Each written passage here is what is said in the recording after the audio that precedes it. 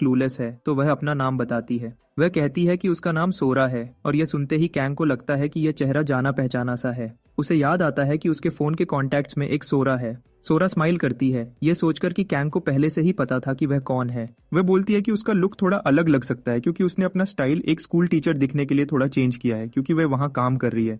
ये सब बोलते हुए सोरा बस हंस रही है, जबकि कैंग दूसरी तरफ बस सोच रहा है कि ये सब क्या हो रहा है। कैंग को याद आता है कि नॉवेल में सोरा आखिर में श्यांग की होमरूम टीचर बन जाती है। वह एक्चुअली इस नॉवेल की एक इंपॉर्टेंट कैरेक्टर भी है क्योंकि वह इंटरनेशनल क्रिमिनल ऑर्गेनाइजेशन एंटागनिस्ट की मेंबर है। बेसिकली वह बुक में विलेन है। तभी कैंग के पुराने मेमोरीज एकदम से वापस आने लगते हैं। पता चलता है कि ये एंटागनिस्ट, जिसे एंटास भी कहते हैं, एक एंटी हंटर ऑर्गेनाइजेशन है।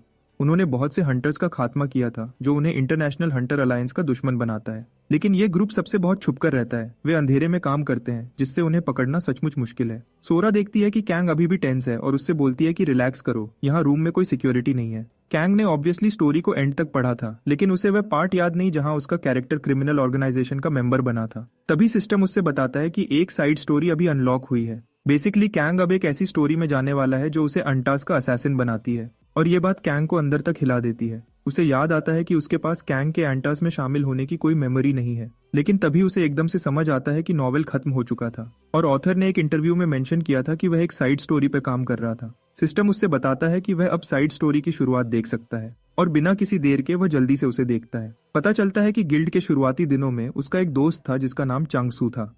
चांगसू ने ही ऑर्फनेज डायरेक्टर की रिपोर्ट की थी और कैंग को भी बचाया था। 2 साल पहले दोनों एक मिशन से वापस आ रहे थे जब एक और पोर्टल खुला और उनकी तरफ मॉन्स्टर्स का एक पूरा ग्रुप चला आया। उन्होंने बैकअप मांगा, लेकिन क्योंकि एक और टीम भी एक्सीडेंट में थी, उन्हें वह बैकअप नहीं मिला जो उन्होंने मांगा था। कैंग के लिए चंगसू एक बड़े भाई जैसा था और उसकी फैमिली भी चंगसू ही था। लेकिन चंगसू को कैंग के